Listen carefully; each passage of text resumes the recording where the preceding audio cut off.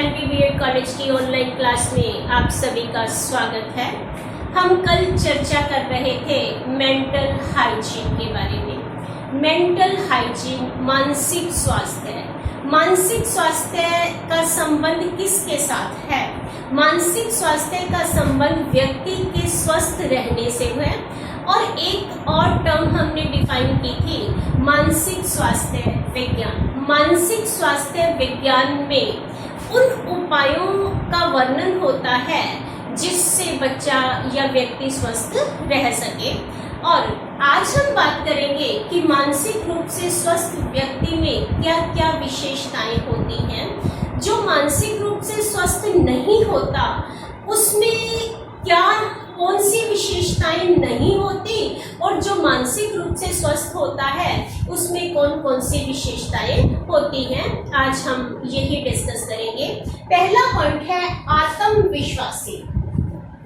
जो मानसिक रूप से स्वस्थ व्यक्ति होगा या मानसिक रूप से स्वस्थ बालक होगा उसमें एक आत्मविश्वास होगा, वो सेल्फ कॉन्फिडेंट होगा कि मेरे साथ जो होगा वो अच्छा होगा, मैं जो काम करूंगा वो बहुत अच्छा करूंगा और डेफिनेटली उस काम में मेरे को सफलता मिलेगी। वो डगमगाता नहीं है, वो इम्बैलेंस नहीं होता और वो जो भी काम करेगा उस काम को अच्छे तरीके से और आत्मविश्वास के साथ करेगा।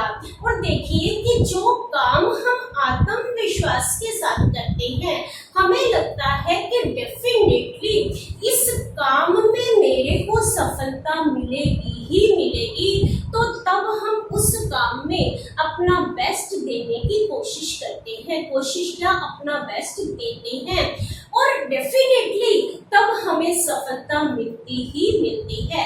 जब हम छोटी छोटी बात में अपना आत्मविश्वास खो देते हैं, आत्मविश्वास खो देते हैं और कोई भी काम हमारे सामने आता है तो हमें लगता है अरे ये काम तो बहुत टफ है, ये काम तो बहुत कठिन है, मेरे को लगता नहीं है कि ये काम मैं पूरा कर पाऊंगा और इस कार्य को सफलता तक लेके जाऊंगा। अब देखो कि पहले ही हम डगमगा गए। अगर पहले ही हम डगमगा गए तो फिर हमें सफलता मिलने में संदेह बना ही रहता है। तो यहाँ ये कहा गया है कि जो पर्सन मानसिक रूप से स्वस्थ होता है वो ऐसी बातें सोचता ही नहीं, वो नेगेटिविटी की तरफ जाता ही नहीं, वो जो भी काम करता है वो काम को मन लगाकर करता है। उसको लगता है कि ये काम में मेरे को डेफिनेटली सफलता मिलेगी ही मिलेगी। और जो मानसिक रूप से स्वस्थ नहीं होता उसमें आत्मविश्वास की कमी होती है। तो मानसिक रूप से जो स्वस्थ व्यक्ति होगा, मानसिक रूप से स्वस्थ जो बालक होगा उसमें आत्मविश्वास के गुण पाए जाते हैं। राइट। सेकंड पॉइंट है सहनशील। सहनशील। अब दूसरी क्या क्वालिटी है, क्या विशेषता है, क्या कैरेक्टरिस्टिक है कि ऐसा जो व्यक्ति होता है, कौन सा व्यक्ति जो मानसिक रूप से स्वस्थ होता है उसमें सहनशीलता के गुण पाए जाते हैं। धैर्य, शांति, विशांति, ये सारे गुण उसमें पाए जाते हैं। हड़बड़ी नहीं मचाता, किसी भी कार्य में हड़बड़ी नहीं मचाता, धैर्य के साथ करता है, किसी की भी बात को सहनशीलता के साथ सुनता है और सुनकर उस कार्य को और उस बात को सुनकर उस कार्य को करने की कोशिश करता है। धैर्य के साथ हड़बड़ी नहीं मचाता। कि जो मानसिक रूप से स्वस्थ बच्चा होगा, मानसिक रूप से जो स्वस्थ बालक होगा वो क्या होगा, वो सहनशील होगा। किसी ने कुछ कह दिया तो एक के बजाय दो बातें उसको सुना दी, तो ये जो बच्चा होता है, ये जो व्यक्ति होता है उसमें सहनशीलता की कमी होती है, और सहनशीलता की कमी उसी व्यक्ति और उसी बच्चे में होती है जिसका मानसिक स्वास्थ्य अच्छा नहीं होता। और जिसका मानसिक स्वास्थ्य अच्छा होता है वो छोटी छोटी बातों को तुल नहीं देता, सहनशील होता है। ऐसा नहीं कि छोटी सी बात के लिए गर्म हो गए, गुस्सा हो गए और एक के बजाय दूसरे को चार चार बातें सुनानी शुरू कर दी। और मानसिक रूप से स्वस्थ बच्चे में सहनशीलता के गुण पाए जाते हैं। ये उसकी कैरेक्टर में एक ऐसी विशेषता होती है जो उसको मानसिक रूप से अस्वस्थ बच्चे से अलग करती है। राइट। तीसरा पॉइंट है वास्तविक जगत में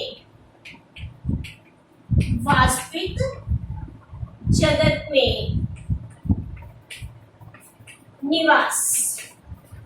वास्तविक जगत में निवास। अब देखिए कि मानसिक रूप से जो स्वस्थ होता है बच्चा, वो क्या होता है, वो वास्तविक जगत में निवास करता है। कल्पना की उड़ान वो नहीं करता कि अगर ऐसा हो जाए, मैं ऐसा कर लूंगा, मैं ऐसा कर लूंगा, मैं वहां चला जाऊंगा, मैं वो कर लूंगा, मैं वो कर लूंगा। तो कल्पना की उड़ान नहीं भरता। जो उसमें योग्यता होती है, जो उसकी रुचि होती है, जो उसकी आवश्यकता होती है, उस आवश्यकता के हिसाब से कार्य को करता है। मीन्स वास्तविकता की धरातल पर रहकर वो अपने कार्य को करता है। जो उसमें एबिलिटी है, वास्तविक जगत का मतलब क्या है कि जो उसमें एबिलिटी है, जो परिस्थितियां हैं, उन परिस्थितियों के हिसाब से, उन एबिलिटीज के हिसाब से वो अपने कार्य को करता है। और जो उसमें एबिलिटी ही नहीं है, जो वातावरण उसके फेवर में ही नहीं है, उस वातावरण और उस जो परिस्थितियां फेवर में नहीं है, उस कार्य को वो करने की कोशिश ही नहीं करता। मीन्स समायोजित भी कर लेता है अपने आप को। वास्तविक जगत में वो निवास करता है। जितनी उसके पास चादर है, उस चादर में ही पांव को पसारता है, चादर के बाहर पांव को नहीं पसारता। तो ऐसा जो पर्सन होता है, ऐसा जो व्यक्ति होता है, वो वास्तविक जगत में निवास करता है। राइट। और जो मानसिक रूप से अस्वस्थ होता है, वो कल्पना की उड़ान उड़ता है और कल्पना में पता नहीं कहां से कहां घूमता है। जो परिस्थितियां उसके फेवर में नहीं है और उन परिस्थितियों से भी हटके वो सोचने की कोशिश करता है। तो डेफिनेटली जब परिस्थितियां फेवर में नहीं है और हम इच्छाएं बहुत रख रहे हैं, अपनी इच्छाएं हम ज्यादा रख रहे हैं, पर परिस्थितियां हमारे फेवर में नहीं है, इच्छाएं पूरी नहीं होगी तो हम मानसिक रूप से अस्वस्थ हो जाएंगे। हम समायोजन नहीं कर पाएंगे, और समायोजन नहीं कर पाएंगे तो डेफिनेटली हम अपने आप को मानसिक रूप से अस्वस्थ बना लेते हैं। आगे है, नेक्स्ट पॉइंट है संवेगात्मक रूप से परिपक्व।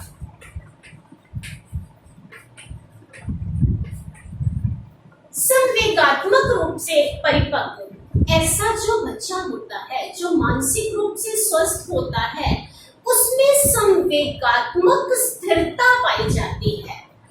दो चीजें होती हैं। कई बच्चे ऐसे होते हैं जो संवेगात्मक रूप से स्थिर नहीं होते, और स्थिर नहीं होते छोटी छोटी बात के लिए रोना शुरू कर देते हैं, हंसना शुरू कर देते हैं, क्रोध आता है, भय आता है। और ये सिचुएशन तब आती है जब हम मानसिक रूप से अस्वस्थ होते हैं। बट जो मानसिक रूप से स्वस्थ होते हैं बच्चे, उनमें संवेगात्मक स्थिरता पाई जाती है। छोटी छोटी बात के लिए रोते नहीं हैं, चिल्लाते नहीं हैं, क्रोध नहीं करते, और बड़े अच्छे तरीके से परिस्थितियों को टेकल करने की कोशिश करते हैं। तो कहने का मतलब क्या है कि जो मानसिक रूप से स्वस्थ होता है वो संवेगात्मक रूप से स्थिर होता है, संवेगों के ऊपर कंट्रोल होता है, परिस्थितियों के हिसाब से वो संवेगों को कंट्रोल करना उनको आता होता है। ऐसे नहीं कि छोटी छोटी बात के लिए किसी ने कुछ कह दिया तो उसके ऊपर क्रोध करना शुरू कर दिया, मारना पीटना शुरू कर दिया, और छोटी सी बात के लिए और कोई ऐसी गंभीर बात हो रही है तो उसमें हम हंसना शुरू कर देते हैं। तो ये उस बच्चे की निशानी है, उस व्यक्ति की निशानी है जो मानसिक रूप से स्वस्थ नहीं होते। तो मानसिक रूप से स्वस्थ जो होता है वो संवेगात्मक रूप से स्थिर होता है। नेक्स्ट पॉइंट है आत्म सम्मान की योग्यता। आत्म सम्मान की योग्यता, आत्म सम्मान की भावना, आत्म सम्मान की भावना। देखिए कि ऐसा जो व्यक्ति जो मानसिक रूप से स्वस्थ बच्चा होता है उसमें आत्म सम्मान की भावना होती है। मीन्स वो काम ऐसे करता है, कोई भी ऐसा काम नहीं करता जिससे उसके आत्म सम्मान को ठेस पहुंचे या दूसरा उसको कुछ कहे, और वो खुद का भी सम्मान चाहता है और दूसरों का भी वो सम्मान करता है। वो कोई भी ऐसा कार्य नहीं करता, परिवार में, समाज में, मित्र मंडली में वो कोई भी ऐसा कार्य नहीं करता जिससे उसके आत्म सम्मान को ठेस पहुंचे। वो हर कार्य को परफेक्टली करने की कोशिश करता है और जिससे उसको दूसरे लोगों से सम्मान मिलता है, और ये सम्मान उसके लिए बहुत ही अच्छा होता है। और सम्मान जब मिलता है तो डेफिनेटली वो और अच्छा कार्य करने के लिए प्रेरित होता है। तो ऐसा बच्चा जो मानसिक रूप से स्वस्थ होता है उसमें आत्म सम्मान की भावना होती है। उसमें ऐसा नहीं होता कि ये मैं काम नहीं कर सकता या ये काम मेरे से होगा नहीं। वो काम अच्छा करके सम्मान पाने की कोशिश करता है और दूसरों को भी सम्मान देता है, खुद का सम्मान करता है। दूसरे अपने आप को तुच्छ नहीं समझता, खुद का सम्मान करता है। अगर हम खुद का सम्मान करते हैं तो डेफिनेटली दूसरे भी हमारा सम्मान करते हैं। अपनी खुद में हीन भावना नहीं उनमें रहती, और हीन भावना नहीं रहती तो वो कार्य को अच्छे तरीके से करने की कोशिश करता है और हमेशा प्रसन्नचित्त ही रहता है। राइट, आगे देखो आत्म मूल्यांकन की योग्यता। आत्म मूल्यांकन की योग्यता। ऐसा जो व्यक्ति होता है जो मानसिक रूप से स्वस्थ व्यक्ति होता है वो उसमें आत्म मूल्यांकन की योग्यता भी होती है।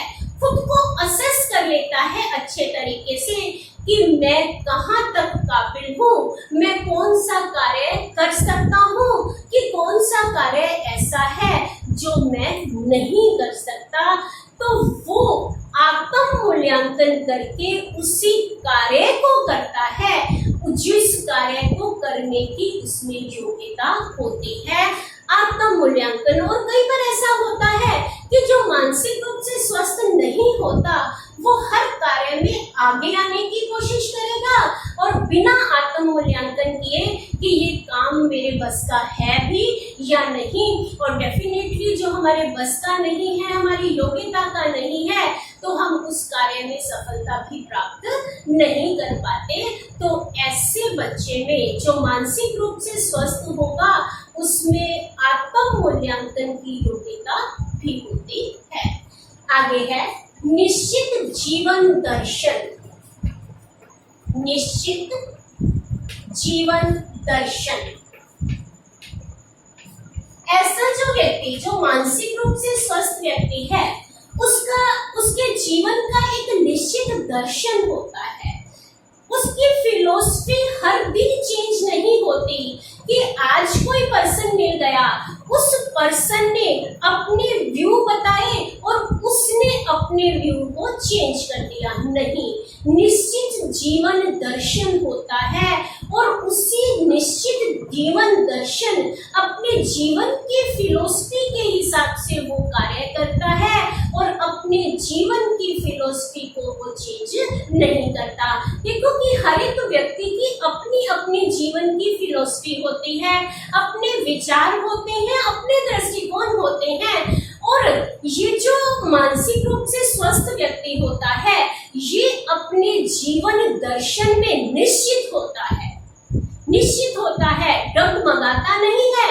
और जो मानसिक रूप से अस्वस्थ व्यक्ति होता है, वो क्या होता है, वो अपने जीवन दर्शन को परिस्थितियों के हिसाब से चेंज करता रहता है, right. And next point is प्रतिकूल परिस्थितियों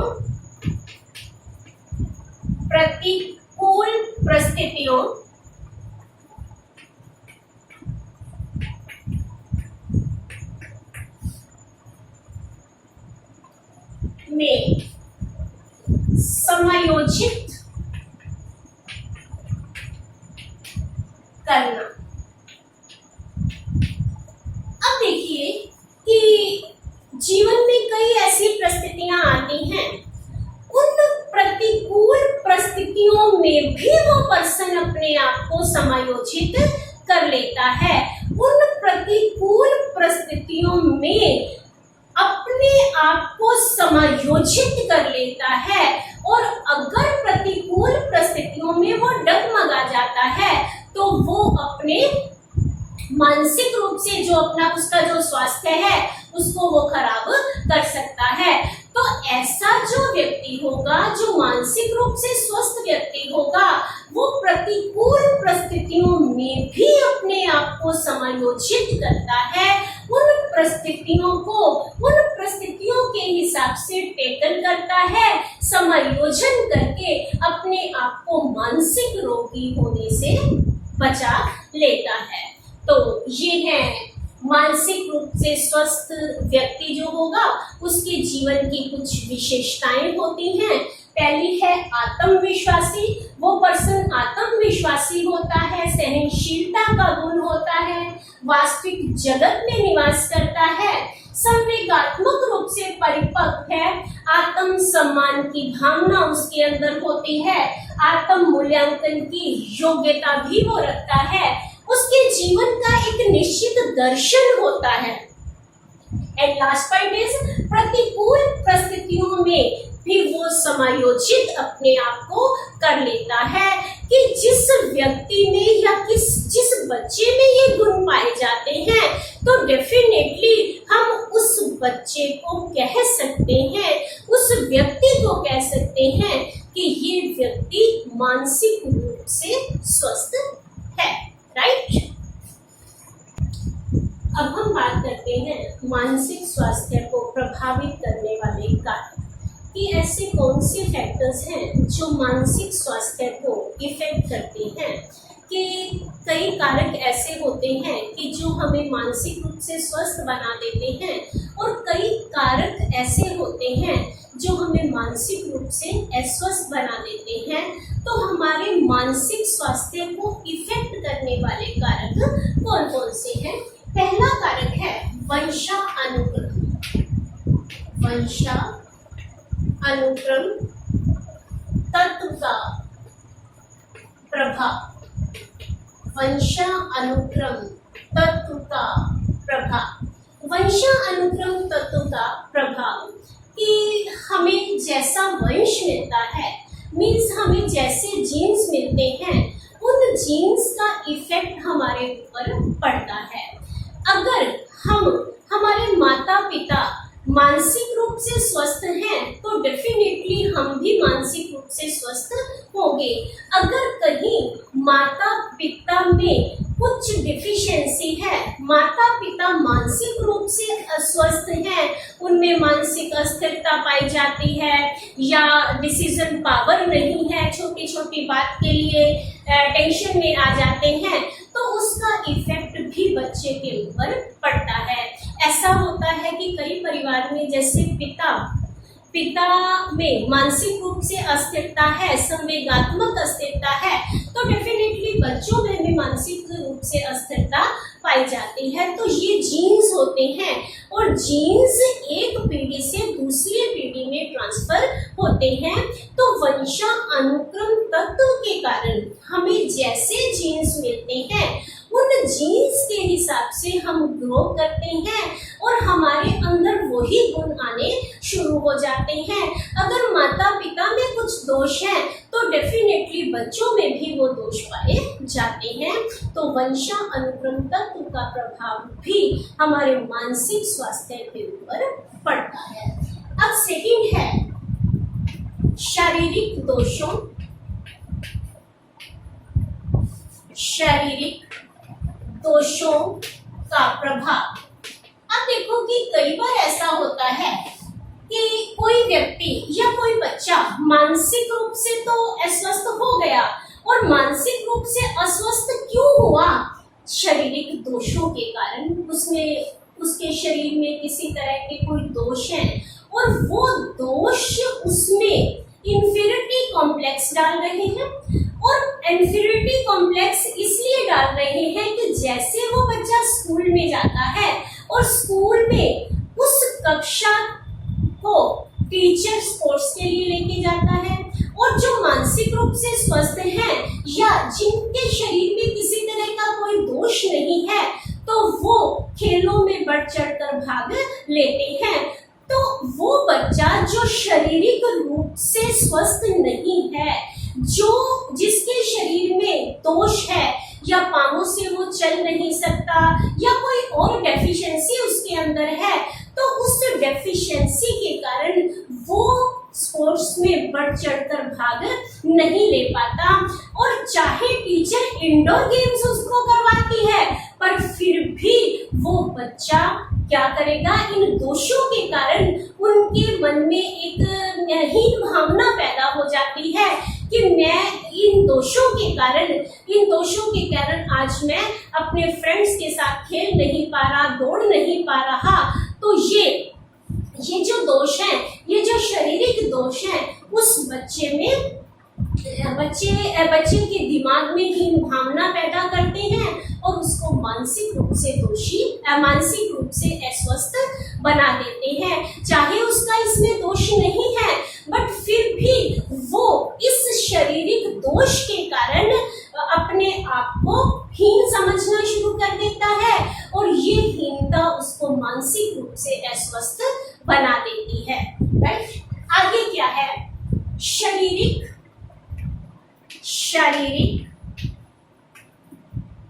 अस्वस्थता। कई बार ऐसा होता है हम शारीरिक रूप से अस्वस्थ हैं। शारीरिक अस्वस्थता का प्रभाव,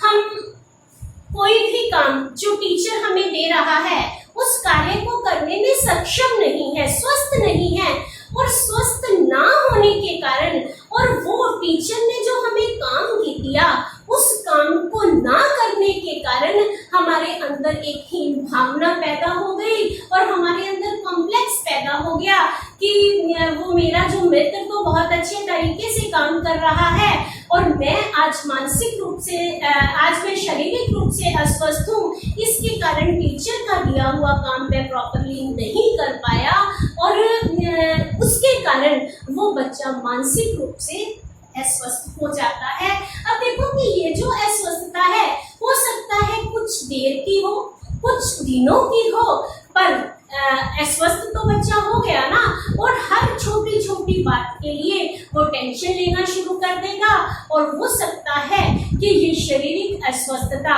उसको मानसिक रूप से रोगी भी बना दे। तो इसलिए छोटी छोटी बात के लिए टेंशन नहीं लेनी और हर बात को अच्छे तरीके से करने की कोशिश करनी है। आगे है, नेक्स्ट पॉइंट है पारिवारिक परिस्थितियों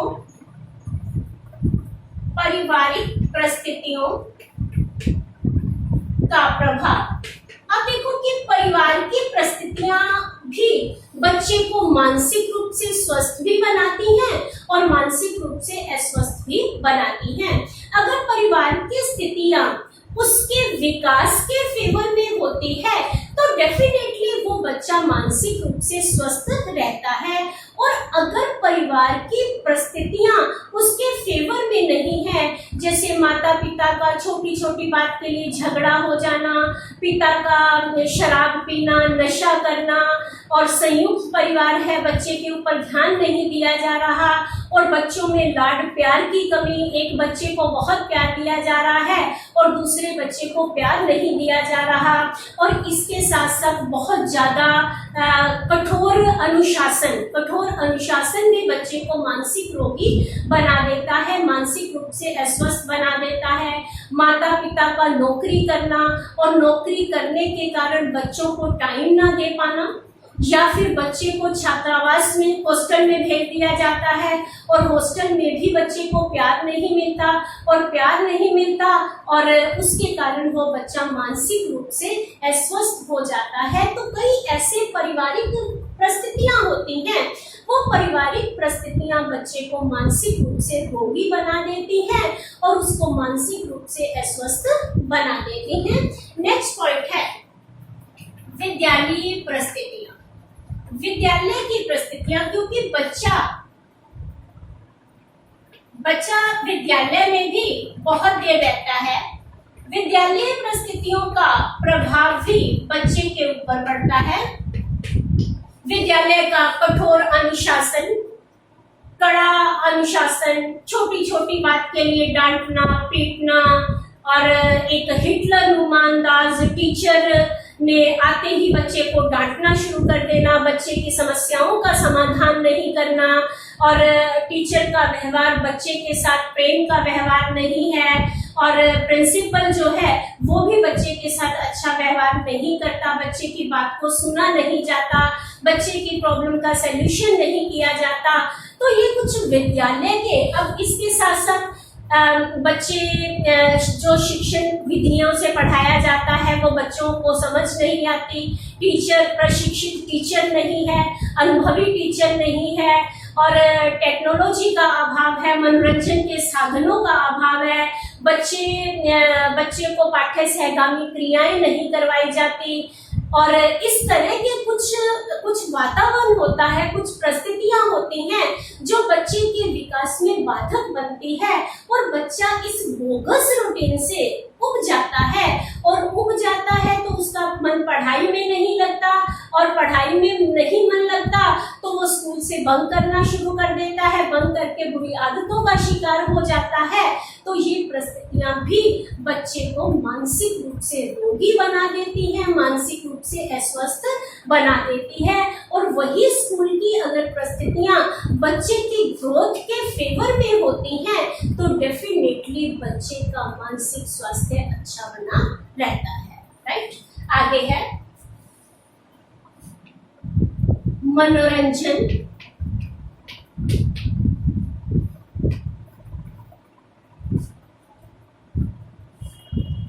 आदि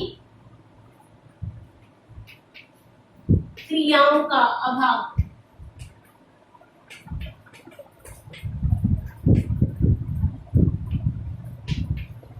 बच्चे, चाहे घर की बात है चाहे स्कूल की बात है, तो कहीं भी बच्चों को मनोरंजन नहीं करवाया जाता, कहीं भी बच्चे की एनर्जी को अच्छे तरीके से यूटिलाइज करने के लिए या बच्चे को मनोरंजित करने के लिए कुछ भी कार्य ना तो घर में हो रहा है और ना ही स्कूल में हो रहा है, और इस तरह के सेम रूटीन से बच्चा उब जाता है, और उब जाता है तो उबने के कारण वो अपने आप को मानसिक रूप से अस्थिर बना देता है, और वो मनोरंजन की चाह में इधर उधर भागने की कोशिश करता है, और जहां उनको लगता है कि मेरे को मनोरंजन मिल सकता है, चाहे वो बुरी ही आदतें क्यों ना हो, उस तरफ वो बच्चा डाइवर्ट होने की कोशिश करता है, और वो आदतें बच्चे को मानसिक रूप से अस्वस्थ बना देती हैं। तो ये कुछ ऐसे पॉइंट्स हैं मानसिक रूप से जो हमें अस्वस्थ बनाते हैं फैक्टर, वो फैक्टर कौन कौन से हैं। पहला है वंशानुक्रम तत्व का प्रभाव, शारीरिक दोषों का प्रभाव, शारीरिक अस्वस्थता का प्रभाव, पारिवारिक परिस्थितियों का प्रभाव, विद्यालय परिस्थितियों का प्रभाव, मनोरंजन आदि क्रियाओं का अभाव। ये फैक्टर्स हैं जो बच्चे को मानसिक रूप से स्वस्थ भी बना सकते हैं और मानसिक रूप से अस्वस्थ भी बना देते हैं। तो आज के लिए इतना ही। Thank you. Have a nice day.